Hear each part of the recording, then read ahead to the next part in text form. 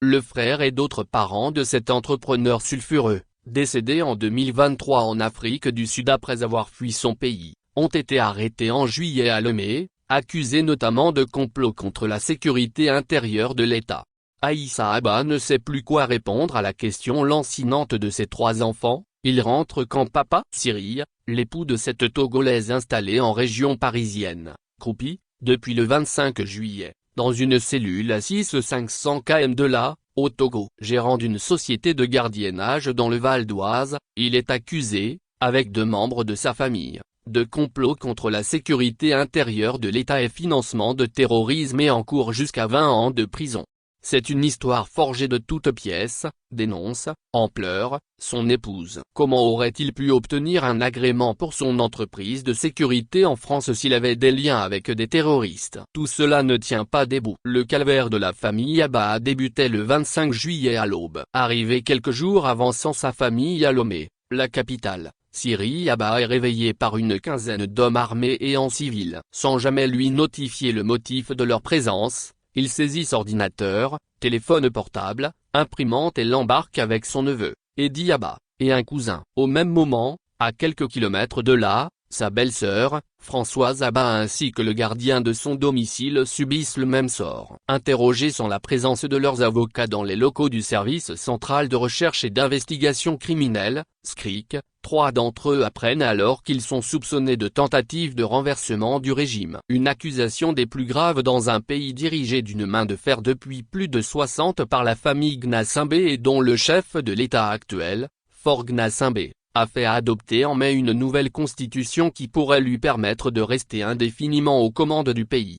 Le régime togolais est rancunier et paranoïaque. Derrière cette arrestation, les proches de la famille Abba estiment que la cible visée est en fait le sulfureux homme d'affaires Sobertin Abba, le frère de Cyril, décédé 1 an auparavant, en exil en Afrique du Sud. Entrepreneur à succès dans la sécurité, Sobertin Abba avait été, en 2011, au cœur d'une affaire d'escroquerie internationale, dans laquelle avait été cité Loïc Le Floch-Prige, l'ancien patron d'Elf Aquitaine. Un riche Mirati, proche du pouvoir togolais, l'avait accusé de lui avoir soutiré 48 millions de dollars en se faisant passer pour le ministre de l'Intérieur.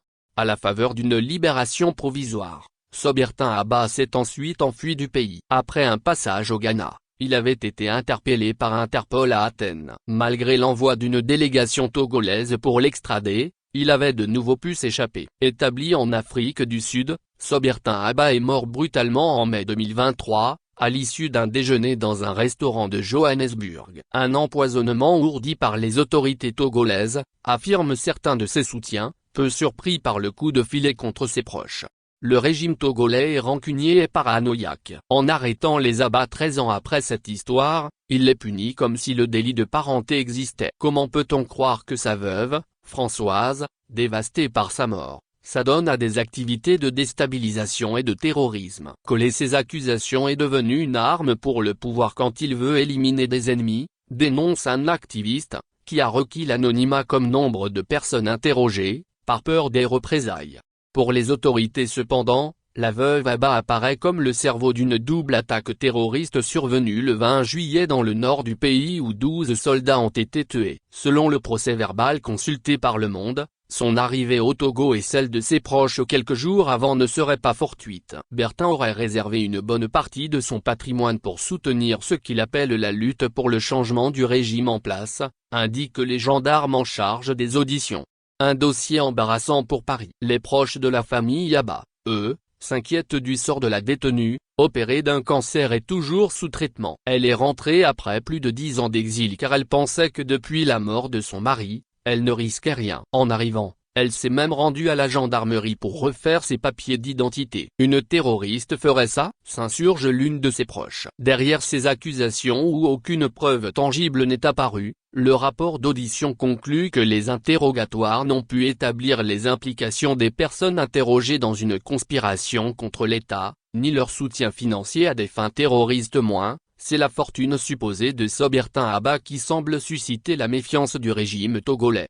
De son vivant, l'homme d'affaires menait grand train avec ses 2 jets privés et son important parc immobilier et automobile. Mais ses proches l'assurent, Ces dernières années, malgré ses entrées auprès des chefs d'État kényans, ghanéens ou congolais, l'entrepreneur à succès a rencontré de sérieux revers. Sa femme est rentrée pour vendre leurs 2 maisons et payer leurs dettes en Afrique du Sud. Leur niveau de vie avait chuté. Il n'y a pas de pactole caché. Et puis Bertin ne nourrissait pas d'ambition politique. Il ne représentait pas une menace pour le pouvoir, assure l'un de ses amis. Dans ce contexte, Aïssa Abba espère l'aide de la France pour obtenir la libération de son époux franco-togolais. Un dossier embarrassant pour Paris qui ménage ses relations avec le Togo. Le 15 août, le président Faure Gnassingbé était l'un des rares chefs d'État à avoir accepté l'invitation de l'Élysée au 80e anniversaire du débarquement de Provence. Un geste précieux pour Paris confronté à la défiance d'une grande partie des anciennes colonies d'Afrique francophone. La France ne doit pas abandonner mon mari. Il est aussi français. Mais, pour le moment, il n'a toujours pas reçu d'assistance ou de visite consulaire, regrette Aïssa Abba. Sollicité, le ministère des Affaires étrangères n'a pas répondu à nos questions. Source, Le Monde /Kouamba Kane.